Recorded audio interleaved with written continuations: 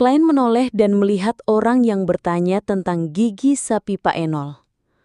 Orang itu hanya berjarak kurang dari 1 meter darinya. Ia mengenakan setelan jas hitam dan topi yang dibelah dua dengan warna yang sama. Dia memegang tongkat yang dihiasi dengan perak di tangannya dan sepasang kacamata berbingkai emas di wajahnya. Dia memiliki pembawaan yang halus. "Ya, apakah Anda membutuhkannya? Kaleng ini harganya 3 soli." Pemilik kios mengenakan jubah hitam panjang, jubah yang penuh dengan ciri-ciri mistik. Si penanya yang memiliki cambang berwarna kuning pucat berpikir sejenak sebelum berkata, "Apakah bisa lebih murah? Saya masih perlu membeli bahan-bahan lain juga. Misalnya, sebotol kelopak bunga matahari bermata putih ini." Pemilik kios berpikir selama beberapa detik sebelum dengan berat hati menjawab, "2 soli dan 6 pence. Saya rasa Anda tidak bisa menemukan harga yang lebih murah dari itu." Klein segera merasa bahwa dia terlalu banyak berpikir setelah melihat bagaimana pria berkacamata itu membeli bahan-bahan selain gigi sapi. Namun, ia tetap mengetuk labelanya 2 kali sebagai tindakan kehati-hatian. Ia menyapu pria itu dengan visi ruhnya. "Tidak ada masalah, dia terlihat sangat sehat. Emosinya juga baik-baik saja. Tuan, kau harus terus seperti ini." Klein mengalihkan pandangannya, berbalik, dan melihat kios yang menjual jimat buatan sendiri sekali lagi. Jimat-jimat itu diletakkan dengan rapi di hadapannya. Beberapa di antaranya terbuat dari perak murni, beberapa dari baja, dan yang lainnya ditempa dari emas. Namun hanya beberapa jimat yang memiliki aura lemah yang memancar dari mereka. Beberapa berwarna merah tua, beberapa berwarna putih pucat, dan beberapa berwarna keemasan. Ini berarti bahwa beberapa di antaranya memiliki jejak spiritualitas yang lemah dan pasti berefek sampai batas tertentu. Klein mengamati jimat-jimat itu dengan seksama dan memastikan bahwa pemilik kios yang membuat jimat-jimat itu memiliki dasar mistisisme. Pemilik kios tidak melakukan kesalahan dalam mencocokkan sumber energi yang berbeda dengan mantra-mantra yang berbeda. Dia juga sangat akurat dalam memilih bahan yang sesuai dengan sumber energi yang berbeda. Tentu saja, seorang penggemar mistisisme belaka pasti akan melakukan beberapa kesalahan. Klein menyadari bahwa pemilik kios tidak sepenuhnya memahami mantra-mantra itu. Seseorang tidak dapat membuat mantra hanya dengan menerjemahkan isi doa ke dalam bahasa Hermes. Mantra-mantra itu harus mengikuti format tertentu yang mengikuti aturan-aturan unik. Masalah lainnya adalah bahwa pemilik kios telah melakukan kesalahan dalam berbagai tingkat ketika dia memilih simbol yang cocok untuk sumber energi. Hal itu menjelaskan mengapa hanya ada 2 atau 3 jimat yang mengeluarkan cahaya redup dari puluhan jimat yang diletakkan di hadapannya. Mengenai seberapa besar efek yang akan ditimbulkan oleh 2 atau 3 jimat tersebut, Klein hanya bisa mengatakan bahwa itu lebih baik daripada tidak sama sekali. Jimat yang benar-benar dilengkapi dengan efek yang jelas mengharuskan pengrajinnya melepaskan spiritualitasnya dari pisau saat mengukir mantra dan simbol. Jika seseorang menginginkan hasil yang lebih baik lagi, mereka harus melengkapinya dengan sihir ritualistik. Dan 2 hal ini bukanlah sesuatu yang bisa dicapai oleh orang biasa. Klein mengetuk labelanya 2 kali lalu menunjuk sudut kiri atas kios dengan tongkat hitamnya. "Berapa harga keduanya?" Dia tidak bertanya tentang jimat yang memiliki aura berwarna yang belum sempurna, tetapi item yang setengah jadi. Selain bentuk luarnya, jimat-jimat itu belum diukir dengan mantra atau simbol. Bagi Klein, tidak ada alasan untuk membeli jimat yang efeknya lemah. Yang ingin dia lakukan adalah mengubah jimat setengah jadi menjadi jimat yang sesungguhnya. Saya akan membuat jimat yang bisa melindungi seseorang dari bahaya, masing-masing untuk Benson dan Melissa. Sedangkan untukku sendiri, saya bisa meminta Nighthawks untuk menyediakan bahan-bahannya. Aduh, saya tidak merasa bersalah ketika melakukan hal seperti itu. Pikiran Klein melayang saat melihat pemilik kios mengambil jimat perak setengah jadi. Jimat perak pertama berbentuk memanjang dan memiliki rongga di bagian tengahnya. Di sekelilingnya, terdapat pola bulu-bulu yang menyerupai malaikat. Pengerjaannya sangat rumit dan sangat indah. Jimat yang satunya lagi sederhana. Hampir sama sekali tidak memiliki dekorasi atau ukiran tambahan. Ada garis vertikal yang melambangkan malam, dan lingkaran yang melambangkan bulan merah. Klein, yang sangat memperhatikan penampilan, langsung menyukainya. Ini 6 soli, kata pemilik kios paruh baya itu sambil menunjuk jimat yang rumit itu. Dia adalah orang yang tidak banyak bicara. Setelah berhenti sejenak, ia menggosok bagian yang lebih sederhana dan berkata, "Ini 5 soli 3 pence. Itu terlalu mahal. Itu masih jauh dari sebuah jimat." Klein perlahan-lahan terpengaruh oleh Benson dan Melissa, sehingga ia mulai memupuk kebiasaan tawar-menawar. Setelah beradu argumen, dia membeli 2 aksesoris perak itu masing-masing seharga 5 soli 6 pence dan 4 soli 9 pence. Ya, mereka hanya bisa dianggap sebagai aksesoris perak untuk saat ini.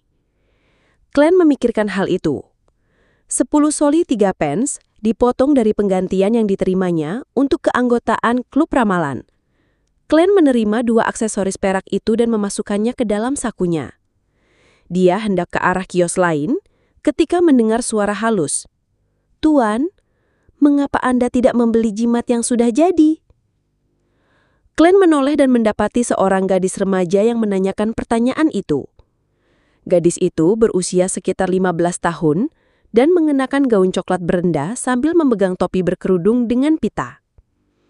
"Itu karena saya berniat membuat jimat sendiri. Seperti yang Anda tahu, itu adalah keinginan setiap penggemar mistisisme." Klein memotong kata-katanya dan menjawab. Ia tidak ingin membuat pemilik kios berpikir bahwa ia berusaha merebut bisnisnya, meskipun ia telah mempertimbangkan untuk menggunakan keahliannya untuk mendapatkan uang dengan cepat. Gadis remaja itu memiliki rambut coklat keriting alami, dan wajahnya mengemaskan karena lemak bayinya. Menatap Klein dengan mata biru mudanya, ia bertanya dengan tulus, "Bolehkah saya meminta saran Anda untuk memilih jimat?" "Ya, saya diperkenalkan di sini oleh seorang teman. Saya sudah beberapa kali ke sini dan memiliki ketertarikan yang mendalam pada mistisisme.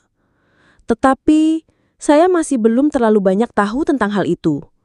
Dan dia, teman saya, akan segera berusia 16 tahun. Saya ingin memilih jimat sebagai hadiah untuknya. Saya tidak mengajak dia, karena saya ingin ini menjadi kejutan. Sebelumnya, saya telah meminta saran darinya. Tetapi, saya tidak dapat mengingat banyak poin penting." Klein memberikan senyuman yang sopan. "Jimat perlindungan seperti apa yang Anda cari? Sesuatu untuk menghindari bencana?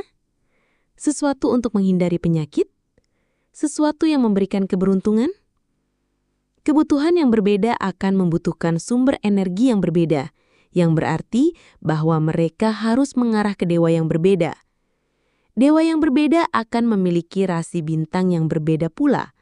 Dan rasi bintang yang berbeda berarti bahan yang berbeda pula yang harus digunakan. Sebagai contoh, mantra untuk mencegah bencana adalah milik permaisuri bencana dan kengerian yang merupakan Dewi Evernight.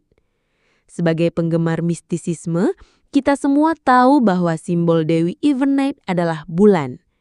Dengan demikian, logam yang sesuai adalah perak murni.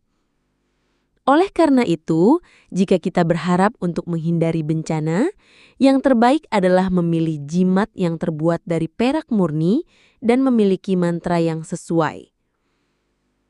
Kita juga harus memastikan bahwa mantra-mantra tersebut menggunakan bahasa dan format yang benar. Simbol yang sesuai dengan permaisuri bencana dan horor berarti nomor jalan, karakteristik mantra, dan posisi relatif dari simbol-simbol tersebut, dan lain-lainnya. Juga harus benar. Tapi ini terlalu rumit dan tidak perlu saya jelaskan untukmu. Klein menambahkan dalam hati. Mata gadis itu berbinar. Dia bertanya dengan sedikit keraguan. Bisakah seorang pengikut Dewi memakai jimat milik dewa lain? Tidak masalah. Para dewa tidak mempermasalahkan hal-hal kecil seperti itu. Klein menghiburnya. Itu bukan masalah bagi orang yang memakai jimat, tetapi orang yang membuat jimat harus berhati-hati. Jika seorang penganut Lord of Storm membuat jimat Eternal Blazing Sun, kemungkinan besar mereka akan menerima sesuatu yang jahat. Tentu saja ini mengacu pada jimat yang membutuhkan bantuan sihir ritual. Sebaliknya, pengrajin tidak perlu memperhatikan hal ini. Gadis remaja itu menghela nafas lega. Saya berharap bisa mendapatkan jimat untuk kesehatan yang baik. Dewa mana yang harus saya pilih? Eternal Blazing Sun? Mother Earth? Atau God of Knowledge and Wisdom? Seharusnya tidak ada masalah dengan Eternal Blazing Sun dan Mother Earth. Yang pertama diwakili oleh matahari, sedangkan yang kedua dilambangkan oleh bintang coklat. Saya akan menyarankan matahari, tetapi saya tidak tahu apakah Anda membawa cukup uang. Alasan sarannya adalah karena ia telah memperhatikan bahwa di antara 3 jimat yang memiliki cahaya spiritual yang belum sempurna, salah satunya adalah jimat kesehatan yang berada di bawah kekuasaan matahari.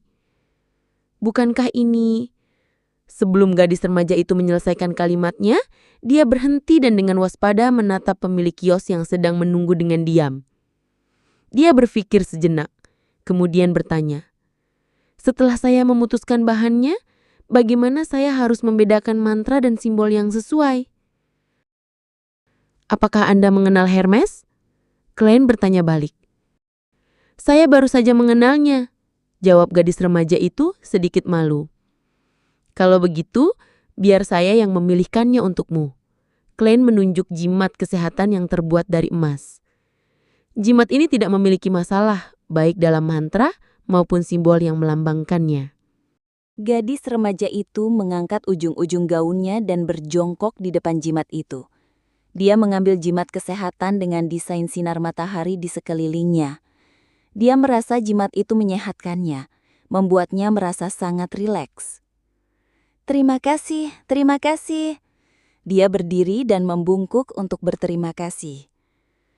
Klein tertawa dan berkata, "Saya serahkan sisanya pada Anda dan pemilik kios. Ada hal lain yang harus saya urus." Dia melihat ke arah pemilik kios saat dia berbicara dan memperhatikan bahwa pria itu memiliki tatapan aneh di matanya, seolah-olah memutuskan apakah dia harus memberikan sebagian dari keuntungannya kepada Klein.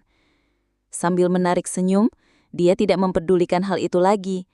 Dia terus berkeliling pasar bawah tanah, tetapi dia tidak melihat ada bahan yang benar-benar luar biasa. Pada titik ini, Neil tua sudah melunasi hutangnya. Dia memegang sebuah kotak kayu berwarna gelap di tangannya. Dia menunjuk ke ruangan lain di belakang dan berkata setelah melihat ekspresi keraguan Klein, "Pergilah ke sana jika kamu ingin membeli atau menjual bahan yang luar biasa. Akhirnya, tidak ada yang ingin memberitahu orang lain barang luar biasa apa yang mereka beli." "Saya mengerti." Klein mengangguk seolah-olah sedang berpikir. Tidak perlu baginya untuk pergi ke sana untuk saat ini. Dia menuju pintu keluar pasar bawah tanah bersama dengan Pak Tuan Neil. "Berapa harga bunga elf ini?" Sebuah pertanyaan tiba-tiba masuk ke telinga Klein. Bunga elf? Itu juga merupakan bahan untuk ramuan spektator. Klein berpikir sambil melirik ke samping. Dia kembali melihat pria berkacamata halus itu. "Ada apa?" tanya Neil tua dengan rasa ingin tahu. "Tidak apa-apa." Klein menarik kembali pandangannya. Meskipun dia adalah anggota semu dari Nighthawks, dia tidak merasa bahwa semua makhluk luar angkasa harus diserap oleh gereja atau dikurung. Dia percaya bahwa hal itu harus bergantung pada situasinya. Spektator jelas menimbulkan sedikit bahaya bagi masyarakat atau kerajaan, dan kemungkinan kehilangan kendali sebagai urutan 9 sangat kecil. Setelah meninggalkan Evil Dragon Bar, Klein dan Pak Tuan Neil menaiki kereta umum dan meninggalkan pelabuhan. Mereka kemudian berpisah di Northborough dan kembali ke rumah masing-masing. Angkutan umum itu mengarah ke Jalan Daffodil dan berhenti di pinggir jalan. Klein hendak turun dari kereta ketika tiba-tiba dia melihat seorang wanita muda yang mengenakan gaun putih keabu-abuan hendak menaiki kereta. Wanita ini memiliki rambut halus, wajahnya sedikit bulat, dia memiliki mata yang tipis dan wajah yang sederhana. Namun juga disandingkan ia memberikan kesan bahwa dia manis dan lembut. Klein memperhatikannya bukan karena kecantikannya, tetapi karena dia menemukan bahwa tubuhnya sedikit bergemetar. Itu adalah getaran yang tidak wajar. "Nona, kau baik-baik saja?" Klein bertanya dengan penuh perhatian.